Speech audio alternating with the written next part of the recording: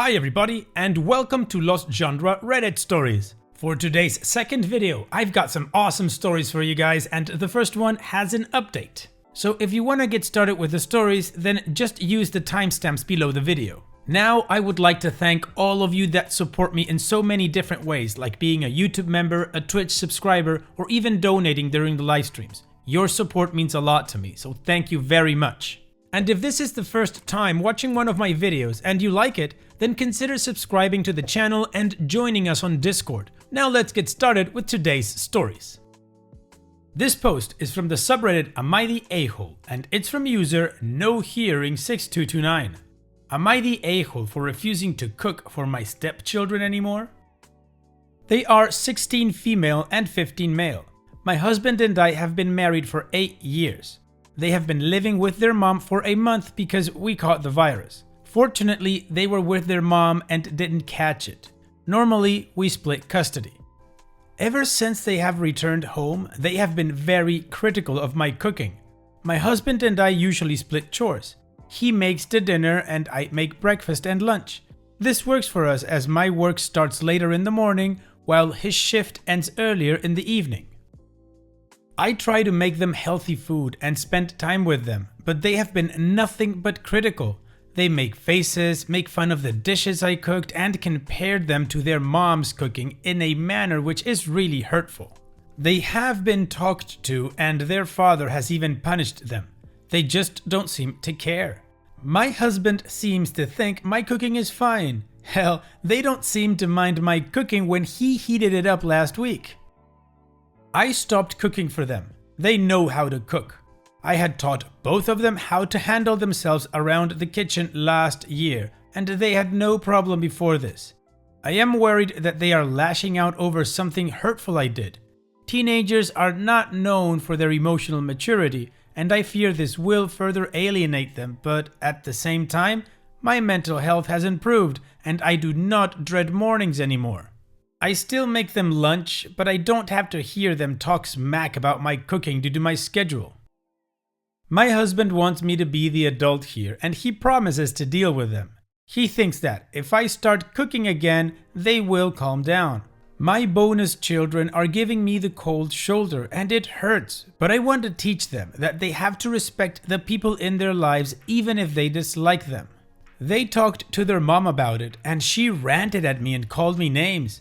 My husband is making them breakfast now. They don't seem to mind that change. I had made peace with them not considering me family. I don't expect them to make me a Mother's Day card or call me mom. I never expected that. That would be amazing, but I know it is not going to happen. I am okay with that. However, I just want them to treat me with respect, understand that I am an adult in their lives who cares for them and loves them. They treat me like a servant who also pays for stuff. I feel like I'm abandoning my duties as a parental figure, and I am proving them right, and I fear this is going to appear that I don't care for them. So let me get this straight, OP. Before they moved in with their mother for a month, they apparently had no problem with your cooking because all of the criticism came after that. When your husband reheated the cooking that you made, they had no problem, no complaints, so it's definitely not the food. Then, when they told their mother that you weren't making breakfast anymore, she called you, berated you, and called you names, right? Based on that information, I deduce, I may be wrong, but I think I'm not, that the mom here is pulling some strings and turning them against you in some way, and that's not cool. Now for your question if you are the a-hole for not cooking for them, no, you are not the a-hole. They are 16 and 15 years old. If they don't like what you serve, then they can make their own food. Their hands aren't tied behind their back, and if you already made dinner and that's the only thing that they have to eat, they can either eat it or get something else, but they need to make it. So OP, regarding your question, not the a-hole. I don't think you are. And also, be careful with that mom. You should talk to your husband about this. So what do you guys think? What is your judgment regarding this situation? Let me know what you think in the comment section, and now let's move on to the community comments to take a look at their judgment. Kalkiki says, quote, "They talked to their mom about it and she ranted at me and called me names." End quote. This is why they are treating you poorly. Your husband needs to have a sit down with his ex about bad-mouthing you to the kids. In my honest opinion, you're doing the correct thing. These are not young children. They are teenagers and they damn sure know what they are doing. You don't need to put up with this treatment just because they're kids. They're rude and their words and actions affect people, not the a-hole. Icy Issue says, OMG, they are 15 and 16 and someone else cooks them breakfast and makes their lunches? You and your husband are teaching them to remain children instead of becoming adults. It's great that you taught them their way around the kitchen, and no one should be making them breakfast except themselves, especially with their entitled attitude. They're acting like toddlers and your husband is enabling them. You are not the a-hole for setting and maintaining healthy boundaries. Blue Princess says, quote, I am worried that they are lashing out over something hurtful I did, end quote. What did you do that was hurtful? Also, what's wrong with two teenagers making their own toast or cereal and fruit in the morning? I was living out of home already by their ages and made my own damn food 3 times a day. But even at, say, 12, 13, I made my own breakfast and school lunch, and the parental figures would only ever make dinner. They are not young children. They are fully capable of making their own breakfast and lunch. I'm not voting on your a-hole ranting until you answer my question about what you think they may be retaliating over. And OP responds, I have been racking my brains thinking about something I did which would cause this reaction. I can't think of anything, and that worries me even more for some reason. Am I being too oblivious to what I did? And to this response, Blue Princess then judges not the a-hole. So the community is pretty behind OP not being the a-hole and very much pointing to the kids being able to make their own breakfast and not whine about it. And the first commenter points everything towards the mom because apparently she's turning the kids against OP. Now, we have an update to this story, so let's continue with that and see what happened. I made my post, I think, 2 weeks ago, and a lot has happened. I realized that I was not an a-hole for not cooking for them. I continued to not cook for them, and they continued to ignore me. It was hurtful, but I was getting used to it. I talked to my husband about enforcing rules and talking to their mother to ensure that we can solve this issue, but he is reluctant to start drama because he is afraid of going back into court and having to change the custody agreement. However, all this took a back seat. My father received a very bad diagnosis. It is pretty bad. It sent me into a very dark place and I was just getting by on autopilot for a week. My stepdaughter walked in on me crying in my room. I think she was looking for her dad. She sat next to me and apologized. She teared up a little and told me that she is scared that I will force dad to move them permanently to their mothers. That made me cry harder. I told her that even though we may not get on all the time, I always missed them when they were at their mothers and the house would feel empty without them here. After this conversation, things are better now. I won't say we are doing fine all the time, but we are doing much better than before. The people who guessed that their mother put them to it were correct. After a bit more talking to my stepchildren, what I realized that something we did really hurt them. My stepdaughter told me that we didn't call them when we were sick with the virus, but we did. In fact, we were frustrated that they didn't pick up, but we chalked it up to their mother's very strict screen time policy, where the phones are under her care and not with them, and them being busy with classes. We just resorted to texting them. My hypothesis is that their mother knew the passcodes and she was deleting our missed calls when the phones were with her and using our lack of calls to drive a wedge between us. I have not told anyone about this theory, but this seems like a good theory. I have let this slide for now as I am more focused on helping my father with his treatment. I really want to thank everyone who commented. I know this is not a happy update, but I wanted to let people know what happened. OP, first of all, I'm sorry for what's going on with your dad. I hope you're able to manage it properly and that things go well.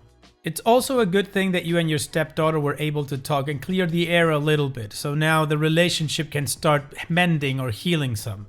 Now, regarding your theory, I think a way to prove it for yourself, not that you have to tell the kids of course, just pull the records to the kids' phones and your phone and check the call log and the text log. That should be enough to prove your theory. Just to clear any doubts you might have, because I'm not sure if you showing that to the kids could be used as parental alienation in court. In the meantime, I hope your relationship with your stepkids keeps improving and that things with your dad go well. And on that note, let's move on with the next post. This post is from the subreddit Am I the A-hole, and it's from user SK1292PA. Am I the a-hole for wearing white as maid of honor while my friend is the bride? My best friend Joy, 28 female, is getting married next year to her longtime partner.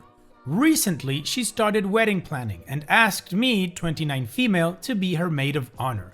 We have been friends for nearly 20 years, and needless to say, I was super excited.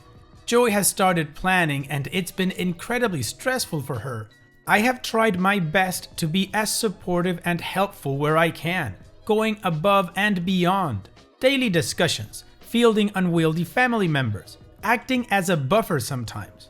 I am prefacing with this because the next part is frankly bonkers and I'm having trouble processing. Last Sunday, Joy and I met with some of our friends for lunch. We are all vaccinated at this point. Since it was the first time seeing friends in a while and we were going to a nice restaurant, I decided to dress up a little. It was pretty hot over the weekend, so I opted to wear an old white linen dress to our gathering, one I have worn many times. I thought everything was totally fine, but I noticed Joy giving me strange looks at lunch and only talking in short responses with me. I brushed it off as stress, and when we got up to say goodbye, Joy left in a rush. When I got home, I had a bunch of angry texts from Joy saying she was disappointed in me and couldn't believe I would try to dull her shine during this special time. I was confused and asked her to elaborate. Apparently, she was furious that I had dared to wear white while she was the bride-to-be. I was floored. I apologized, kind of, stating that I was sorry she was so upset, but that I wasn't sure how my wearing white to a casual friend's hang was as light on her being a bride, nor how it was taking attention away from her. She flipped out and called me all sorts of names and said she has no idea how she could have picked such an unsupportive and attention-grabbing maid of honor. I snapped a little and told her that while I respected she was getting married, that did not entitle her on a monopoly on the color white, and that while her wedding was the most important thing going on in her life, it was not the most important thing going on in other people's lives. Now, I am aware that the bride generally wears white to wedding-related events, and the guests should not. But this brunch was not wedding-related in the slightest. I feel especially sad since I feel that I have gone out of my way to help, and our past friendship has been very calm and loving. My friends are generally supportive of me. A few think I should have somehow had the foresight to see this. Apparently, psychic abilities are another maid of honor requirement I missed, but think I should just try to make peace since she is clearly under a lot of stress. I do feel a bit bad, especially about the comment about how her wedding not being the most important thing in my life. But I am not budging. Am I the a-hole? Okay, OP, I'm going to go out on a limb here and say, no, you're not the a-hole. What the hell is wrong with your friend? Did she catch the Bridezilla virus or something like that? You can't wear white to any event that she's at that is not related to her wedding? Come on, you're absolutely right. You should not wear white to wedding-related events where the bride should wear white. Cool, but to any other event? What if she goes to someone's birthday party and the birthday person is wearing white? Is she gonna get butthurt over that too?